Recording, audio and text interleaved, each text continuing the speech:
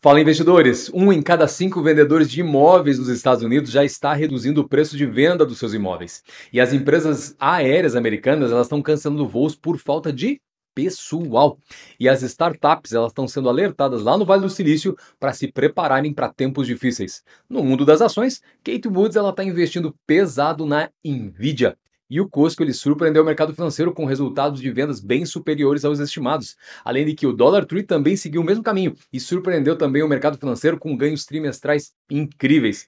Olá, como é que você tá? Tudo bem? Esse aqui é o Money Talk, a tua atualização constante do mercado financeiro americano. Hoje é o dia 27 de maio, sexta-feira. E se, claro, você gosta desse tipo de vídeo, aproveita, já se inscreve no canal e não esquece também de acionar o sininho para não perder nenhum dos outros vídeos que nós postamos aqui quase que diariamente. Além do que, vai lá, visita as nossas outras mídias sociais também, Instagram, Facebook, Spotify, Telegram, tudo aqui ó, no link da descrição desse vídeo, além do Patreon, que é um canal onde diariamente, eu diria constantemente, inclusive, eu estou postando conteúdo exclusivo e respondendo perguntas de todo o pessoal lá da comunidade, que busca sempre proteger o dinheiro e multiplicar. Quer saber mais? Clica no link aqui, o primeiro link na descrição desse vídeo e vai lá conferir. Bom, vamos fazer o seguinte, vamos já ver como é que está então, como sempre, o nosso mercado financeiro. Dá uma olhadinha aqui, ó.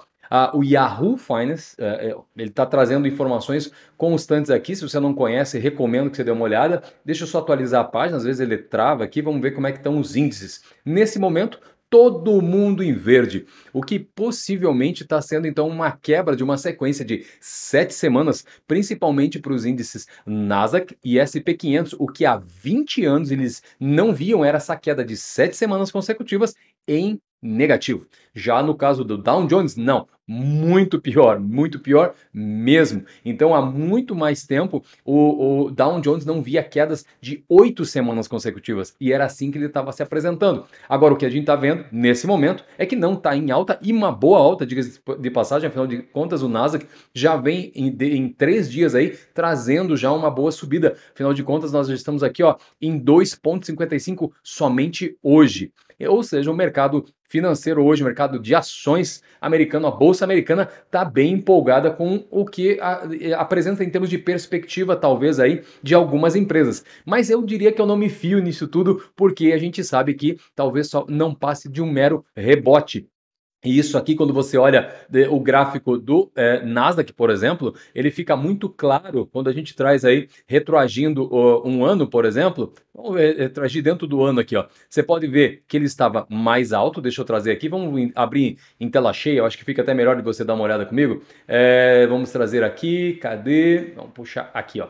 Quando você vê dentro do mês de maio, mas eu prefiro trazer o ano. Você pode ver então que ele saiu de uma alta, ele estava mais ou menos abrindo em torno de 15.700 pontos, daí ele teve essa correção grande, rebotou, mais uma correção, caindo, rebotou e mais uma correção. Então, seguindo essa sequência de uma maneira bem simplista agora, o que a gente vê é que está tendo uma correção. Mas eu diria para você, como eu falei, não me fio, acredito sim que infelizmente o que a gente vai ver vai ser um rebote daqui a possivelmente na próxima semana. Lembrando que na segunda-feira é Memorial Day, não vai abrir as bolsas de valores, então se de repente você está fazendo algum investimento entrando em short, ou seja, entrando em curto aí, contando com esse final de semana, pode ser meio arriscado, porque no final de semana, principalmente no final de semana prolongado, como vai ser aqui nos Estados Unidos, pode ser que tenham grandes mudanças aí nesses 3 dias e na terça-feira abra já em uma queda acentuada. Então, não é para acreditar muito do que está acontecendo em termos de esse momento verde, vamos dizer assim, nas bolsas americanas, o que aconteceu nesses últimos 3 dias. Até porque, veja, o site de venda de imóveis Redfin, ele tabulou os dados de milhares de vendedores de imóveis. E ele confirmou uma situação bem complicada, que os números e nesse contexto aqui de tabular números, veja, os Estados Unidos é mestre. Então, não somente o Redfin, existem outros, Zillow, por exemplo, são 2 gigantes, né? E eles têm uma base de dados muito importante para o mercado imobiliário, para o mercado chamado de real estate aqui nos Estados Unidos. Então, o que ele viu? Que o mercado imobiliário, ele simplesmente não vai passar imune à crise financeira que está sendo desenhada, pelo menos. Já que quase 1 em cada 5 vendedores de imóveis reduziu o preço durante o período de 4 semanas que se encerrou agora no dia 22 de maio. E foi a taxa mais alta de queda nos preços desde outubro de 2019. o que sugere, claro, né, que os compradores de imóveis, eles estão começando então a rejeitar preços que eram históricos, que eram não, que estão sendo ainda historicamente altos, né? Então isso, claro, é uma resposta justamente a tempos que o mercado de imobiliário, especificamente em termos de investimento, ele já estava esperando uma certa correção, já que o preço médio de vendas de imóveis, ele saltou 16%. Olha, o que eu estou falando é médio, tá? Ano após ano. E além disso, as vendas de novas casas, ela também caiu em torno de 1% em relação ao ano anterior agora. E as listagens ativas, ou seja, o número de casas listadas para venda em qualquer momento durante o período, já caíram 13% nesse ano. O que não se via, claro, desde então, essa queda desde abril de 2020. E segundo o site Redfin, então todo esse contexto, claro, ele traz aí uma informação importante para a gente estar pensando se você está querendo vender seu imóvel, talvez ele fique um pouco mais de tempo no mercado caso você não faça um ajuste no preço e que se você quer comprar, talvez ainda não seja o melhor momento. Esses são dados estatísticos, não é? Então, veja que isso não é nada mais do que uma correção que há muito já era esperada, né? À medida que nenhum ativo sobe indefinidamente. Em dado momento, sim, existe uma correção natural dos mercados. Mas nesse momento, onde a gente vê que está havendo uma retração necessária para a economia voltar aos seus patamares normais, não é? Então, uma vez que o crédito simplesmente ele vai estar nesse período mais restrito e ainda com base justamente nas incertezas do médio prazo com relação à política econômica, é lógico que o mercado imobiliário tem assim a tendência a se corrigir. Claro que em alguns locais, geograficamente falando, não é? Vai haver uma correção maior do que outros também. Não dá para generalizar que vai ser sim, em todos os locais vão cair pela metade do preço. Até porque isso aconteceu a última vez com a crise de 2008, que foi a crise das chamadas subprime, que não era necessariamente uma crise de real estate, do mercado imobiliário, mas era uma crise de títulos que sim afetou drasticamente. Mas, claro que de lá para cá, muita coisa já mudou, muita legislação já foi ajustada, o próprio mercado também já procurou proteção, tanto que a compra naquele momento da história americana era feita muito de imóveis usando uma alavancagem, ou seja, um empréstimo para fazer a compra desses imóveis, utilizando taxas flutuantes, o que, claro, quando houve uma explosão das taxas, querendo ou não, teve preço aí, imóvel ficou muito mais barato do que a dívida. Basicamente foi isso. Já nesse momento, a maioria dos financiamentos foram feitos em taxas fixas. Então, o que mais assusta no mercado agora não seria então uma flutuação das taxas, mas sim a questão do desemprego, a questão, obviamente, também de situações. Ah, isso é bem importante. Deixa eu mostrar para você, trazer novamente a tela do Yahoo Finance, mostrando uma notícia que saiu hoje. Essa notícia, ela revela que a poupança do americano médio, deixa eu traduzir aqui para você, ela foi reduzida, olha só, aqui ó, desde a níveis, né, tão baixos, mas tão baixos que não se via desde 2008. O que é essa poupança, então? Imagine, no período que nós estivemos ali, em termos que os países estiveram fechados, especialmente os Estados Unidos, ele imprimiu muito dinheiro para colocar dinheiro no bolso das pessoas que estavam em casa e não podiam trabalhar, afinal de contas, o índice de desemprego subiu, batendo 15% nos Estados Unidos, o que hoje, obviamente, já reduziu bastante, afinal de contas, está na casa dos 3,4%. Agora, veja, nesse momento, então, muito dinheiro entrou, muita gente guardou seu dinheiro, até porque não tinha como gastar naquele momento. Só que daí, de lá para cá, sim, o consumo veio crescendo, os números da inflação revelam isso, e diante dessa realidade, o que aconteceu? A poupança caiu bastante. As economias do americano caíram muito. Só que daí é aquela situação, entrando numa situação de aperto econômico, mesmo você tendo taxas fixas, a pergunta é: o emprego que você tem vai manter você ou não? E segundo, existe já uma economia feita de dinheiro para caso aconteça um desemprego, de repente a pessoa tem ali o seu fundo de emergência separado para custear suas despesas, inclusive o mortgage, ou seja, o financiamento nesse período? Então são perguntas a serem respondidas, que daí, claro, nesse contexto, dificulta bastante a questão aí das pessoas aí terem tranquilidade nesse momento, afinal de contas, não somente notícias, mas a realidade nos mercados tem mostrado exatamente isso, sem contar na bomba de combustível que os preços estão subindo e todo mundo está percebendo. Agora vamos lá. De outra maneira, por exemplo, a Delta Airlines, ela anunciou ontem que vai cortar cerca de 100 voos por dia da sua programação de verão para minimizar justamente as interrupções e se recuperar mais rapidamente quando ocorrerem esses desafios do que falta de pessoas para trabalhar. Acredita? Nesse momento é o que nós estamos vendo. Enquanto nós vemos setores demitindo, por exemplo, o setor de tecnologia, muitas empresas aí, no caso, as empresas aéreas, gostariam de ter funcionários, só tem um detalhe, a grande maioria precisa sim estar preparada para esse momento para ser contratada. Às vezes tem pessoas que gostariam de trabalhar, mas obviamente não são aptas para esse trabalho. Então veja, a decisão dessa empresa especificamente, da American Airlines, né, de reduzir, vai afetar principalmente o mercado, claro, dos Estados Unidos, da América Latina, entre já o 1º de julho até agosto. Então seriam mês de julho e mês de agosto. E a Delta, ela trouxe esse comunicado, né? Já que não é a primeira companhia aérea também que precisou fazer essa situação de reduzir o número de voos, a sua programação de verão, devido aos problemas operacionais de redução de pessoal. Por exemplo, a JetBlue, ela anunciou em abril que cortaria em torno de 8 a 10% da sua programação de verão, devido justamente aos desafios contínuos da indústria com relação à questão do aumento do combustível e os custos envolvidos, mas também principalmente com relação a pessoal. Por exemplo, a Alaska Airlines, ela também reduziu a programação dela em cerca de 2% até junho para igualar a capacidade de pilotos. Olha só, o profissional preparado no momento correto consegue grandes oportunidades, como sempre. Agora vamos lá, vamos falar do pessoal das startups.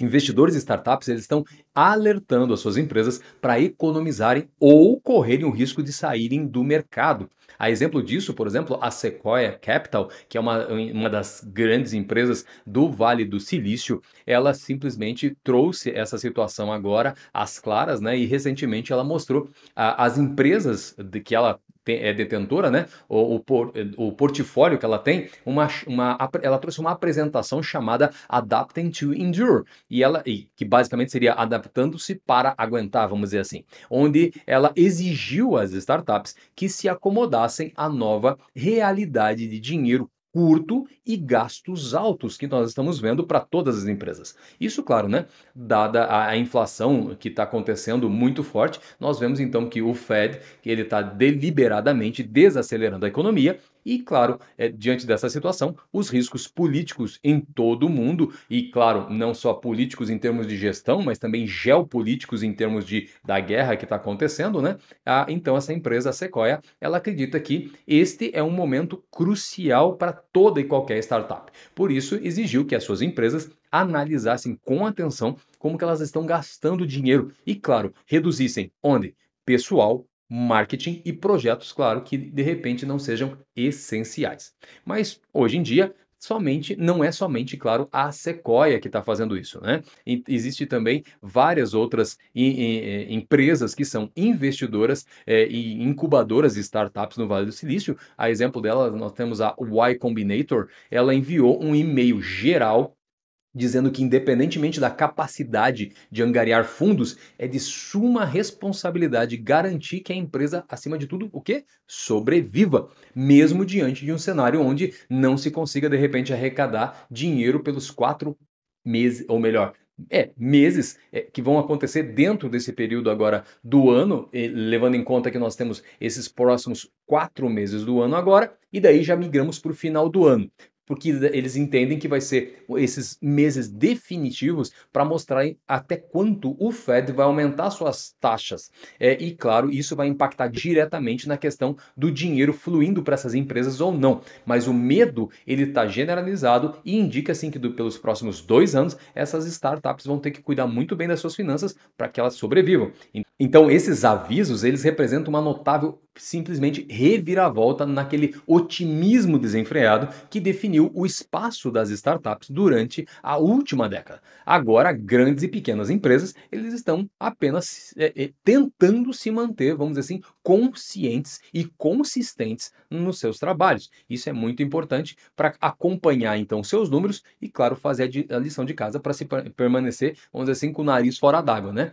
Já a Bolt, né, que é uma startup de pagamentos online, ela recentemente ela arrecadou em torno de 355 milhões de dólares, mas já anunciou demissões agora nessa quarta-feira. E ela é somente uma das empresas, né, de pelo menos 16 empresas de tecnologias que demitiram mais de 7.200 funcionários esta semana.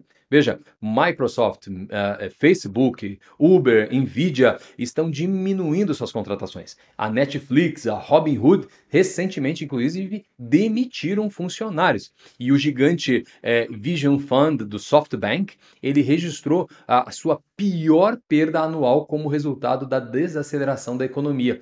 Por isso, de olho no futuro, o que eles estão vendo, né? Essa situação toda, a empresa, por exemplo, como a Sequoia e outra que eu já citei aqui também, ela vê sinais de uma recessão prolongada pela frente. Então, dizendo que, claro, ela acredita que esta será uma correção acentuada, seguida de uma recuperação igualmente rápida, o que a gente chama então de formato V.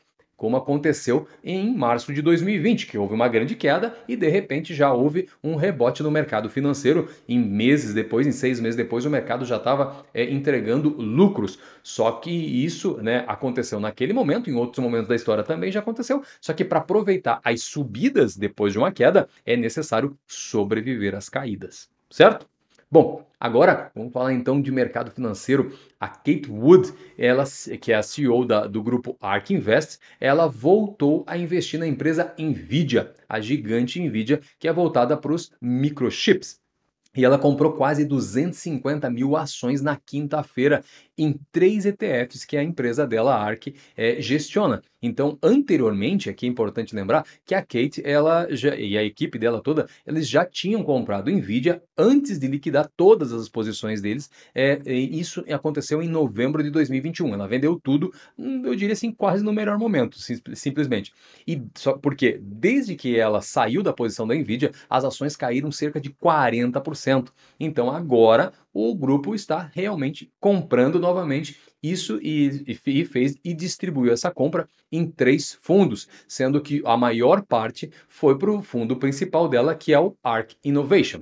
E essa compra da Nvidia por Wood significa que ela acredita que este pode sim ser um bom ponto de entrada para investir nessas posições, principalmente focando, claro, no longo prazo. Outros especialistas do mercado financeiro, também como o Citi, eles também reduziram, aqui é importante lembrar uma coisa, eles reduziram posições, chegaram a recomendar investimentos, mas eles reduziram acima de tudo a meta do preço da Nvidia, que eles tinham para 315 dólares e agora estão então na casa dos 350. Já o Morgan Stanley, ele reduziu a meta que era de 217 para 182. No início da semana, a Nvidia ela simplesmente superou o lucro dela por ação do primeiro trimestre. Então era de 1,36 e simplesmente ele conseguiu entregar as estimativas dela de 190 milhões de dólares. Só que a única coisa que acontece é que surgiram algumas preocupações sobre o futuro, se conseguiria manter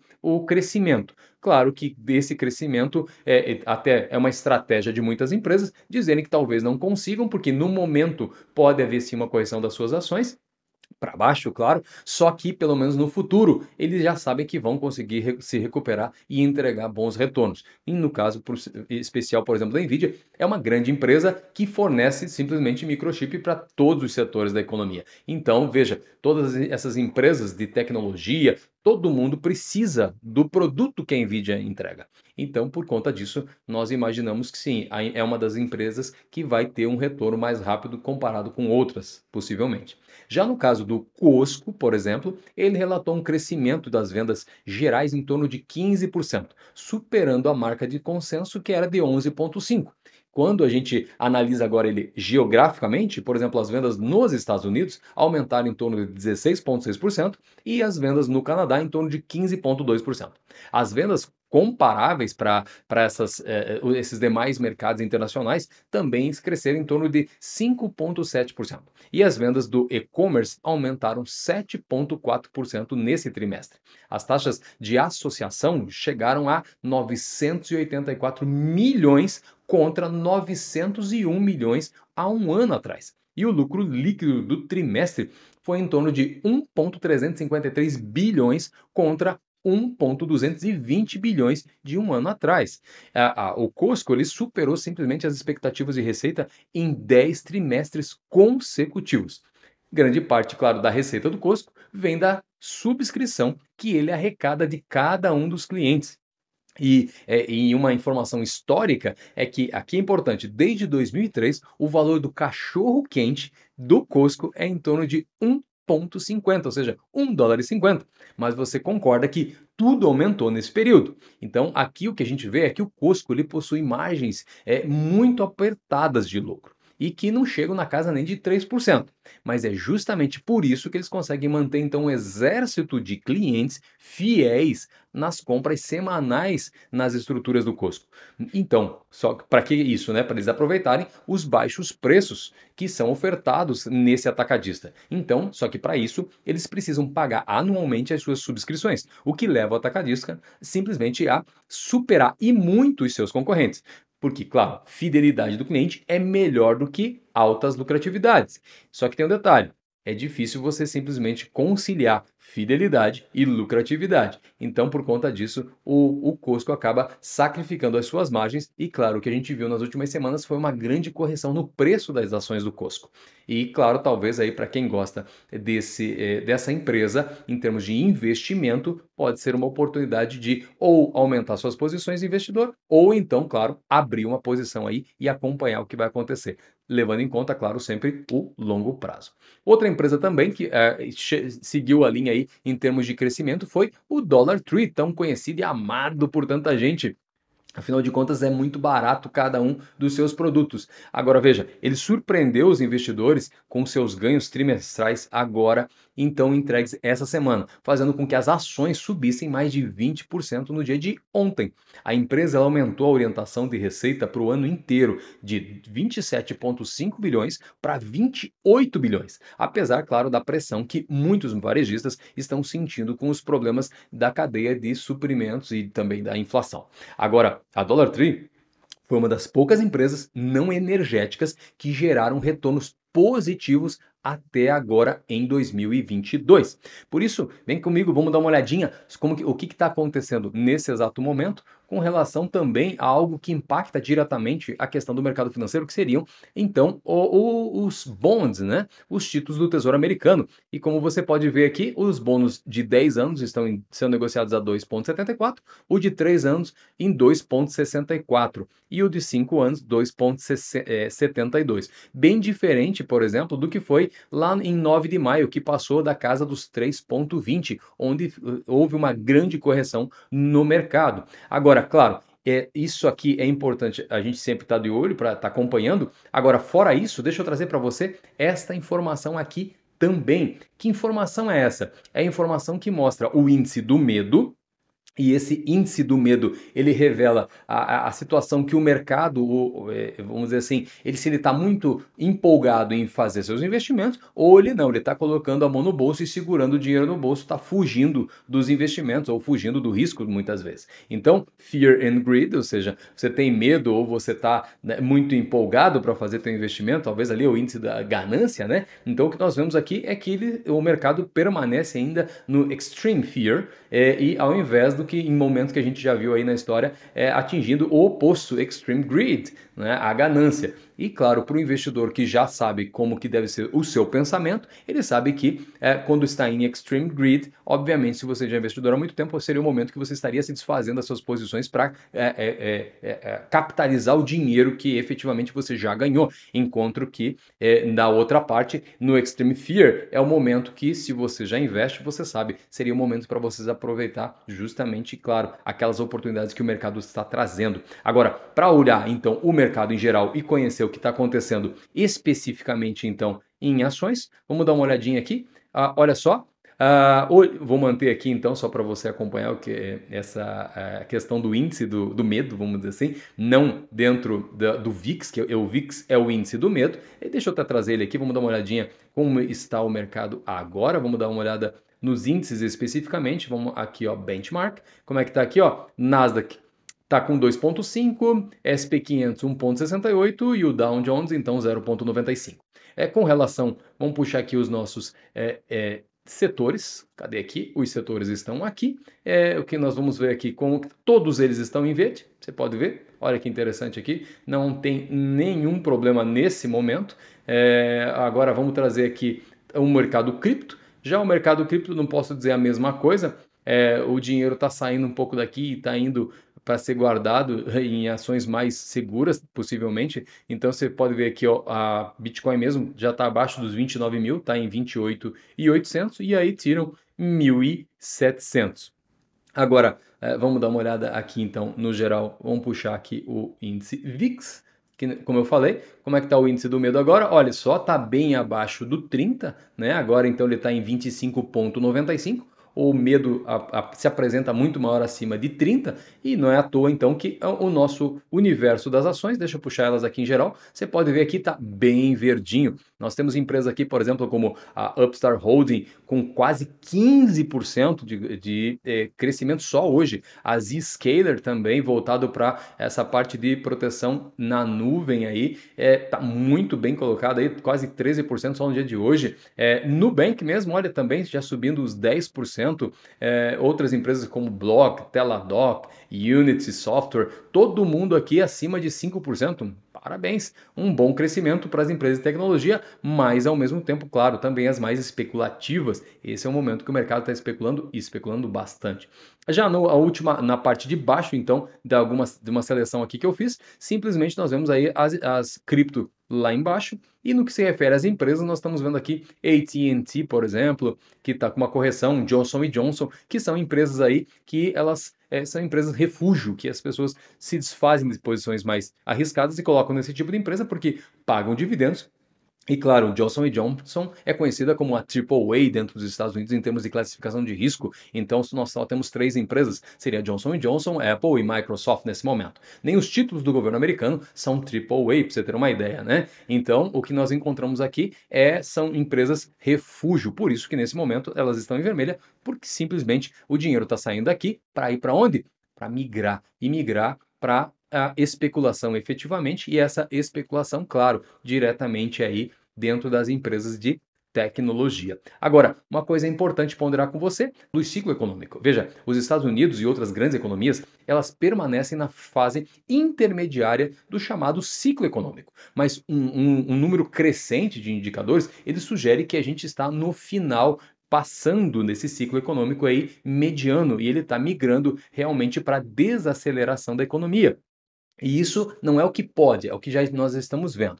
Só que é aquela coisa, né? A expansão global, vamos pensar assim, ela continua. Só que a guerra que está em curso na Ucrânia, ela está aumentando a probabilidade de uma recessão, principalmente na Europa. Já não é mais uma questão de hipótese essa situação lá, porque num primeiro momento se esperava que essa guerra não durasse tanto tempo, o que obviamente reduziria a questão, obviamente, das pressões com relação a petróleo, por exemplo. Aí, vamos supor que pudesse ter sido normalizado já o fornecimento no mundo, o que não aconteceu. Então, o que nós estamos percebendo é que a Europa está migrando para uma crise, e claro, se a Europa entrar em crise, veja, nós não estamos, nos Estados Unidos, não estamos imunes a isso. O mercado americano vai sentir, sem dúvida nenhuma, essa pressão toda. Então, quando a gente fala, por exemplo, de medo e, obviamente, também tratando aqui da parte de ciclos econômicos, perceba aqui, ó, o ciclo econômico aqui, então eu trouxe esse quadro para facilitar e junto ali a questão do medo no momento que nós estamos passando, né, dentro desse index aqui, esse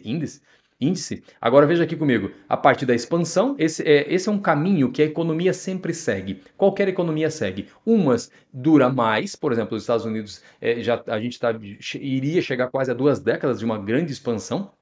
Claro que 2008 houve uma interrupção, mas sim, então 2008 para cá o que só se viu foi uma grande expansão dentro do mercado financeiro, e não só o mercado financeiro, a própria economia americana. Como eu comecei falando o vídeo de hoje, falando sobre a questão do mercado imobiliário, não é? Também tendo uma correção agora. Veja, nós passamos por todo esse período aqui, entramos na fase de expansão, onde todo mundo fez dinheiro, fez seus investimentos, entrou agora no pico disso, e todo mundo com o carrinho cheio, só que começa uma fase de contração da economia. E nesse momento aqui, automaticamente o que a gente vê é o que hoje eu não mostrei para você em verde, mas você está acompanhando meus vídeos, você tem visto aí, que nem eu já narrei, nas últimas 7 semanas, índices como Nasdaq e SP500 caindo direto. E nesse momento que a gente vê que sim, está tendo um pequeno rebote, mas por isso que eu falei assim que eu não acredito muito nesse rebote por conta dessa situação. Então veja, o que nós temos que observar que a Europa está passando por isso, o mundo inteiro na verdade está sofrendo, só que uns países vão sofrer mais do que outros. Quanto mais forte a economia, quanto mais forte o bloco, óbvio que é mais fácil sair dessa situação.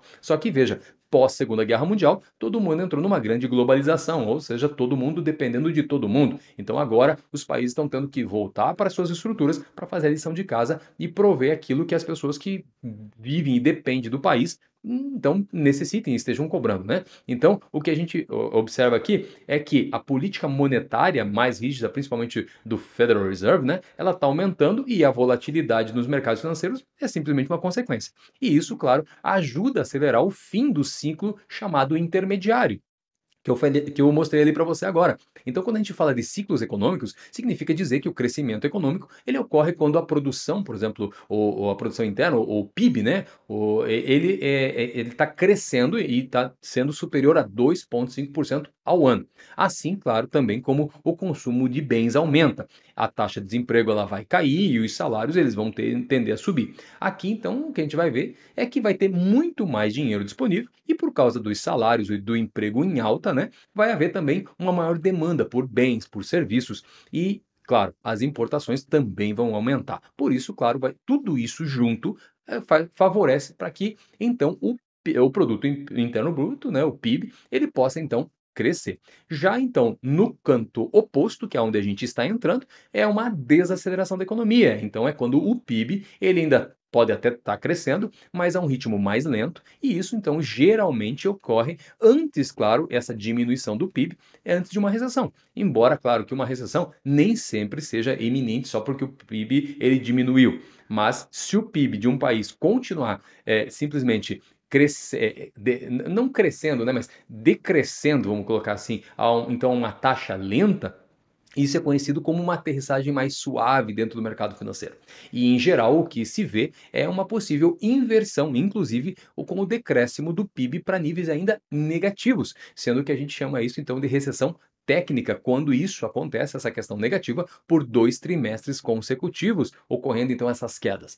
Os bancos de um país, nesse momento, geralmente o que eles vão fazer? Eles vão pegar então, por conta do aumento da taxa de juros do Banco Central, eles também aumentam os seus juros. E isso vai dificultar então os empréstimos em geral. É assim que impacta no bolso de todas as pessoas que precisam recorrer então para empréstimo, seja para comprar um imóvel, seja para fazer um financiamento dentro da empresa que tem, ou então para pagar alguma conta. Enfim, imagine um dinheiro que você precisa de uma instituição financeira. E no caso da economia dos Estados Unidos, ela encolheu a uma taxa anual ajustada sazonalmente em torno de 1,5% no primeiro trimestre de 2022.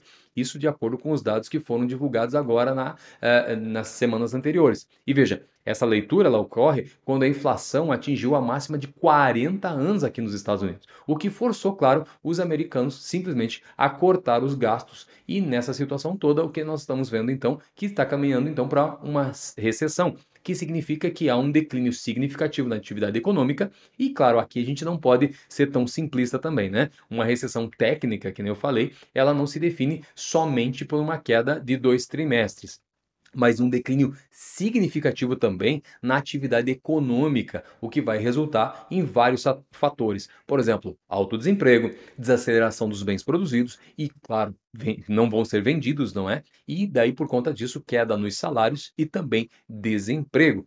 E veja, nesse ponto a gente vai daí ser levado à consequência do PIB negativo. É por isso que então toda essa situação que a gente vai analisando ao redor é muito importante estar de olho em mercado econômico, em mercado financeiro, para nós entendermos então como a nossa economia pode ser adequada a essa realidade e sempre a base é essa: ganhar mais, gastar menos. Então, a ideia agora é faça a lição de casa. Eu sempre falo isso nesse canal. Cuide das suas finanças, corte os gastos excessivos e prepare sempre o teu colchão financeiro. As tuas finanças elas têm que estar redondinhas, porque não importa se o problema vai vir mais cedo ou mais tarde. O importante é você então ter feito os cuidados prévios para aquela situação. Se não vier, muito que bem, você já tem então o teu fundo de emergência reservado. Se vier, é dele que você tira e também se mantém tranquilo, você e sua família, durante períodos mais difíceis. Porque a vida, querendo ou não, ela é cíclica. Momentos em alta, momentos em baixa. Aprendendo a administrar isso, obviamente que a nossa vida se torna mais tranquila. Muito obrigado por você ter ficado até aqui. Se você quer saber mais informações, quer saber então de mercado financeiro diariamente e também quais as ações aí que estão pipocando no mercado, faz o seguinte, visita lá meu Patreon e lá a gente pode trocar uma boa ideia. Muito obrigado por ter estado aqui então. Bom, eu vejo você agora no próximo Money Talk. Bons investimentos. Até lá!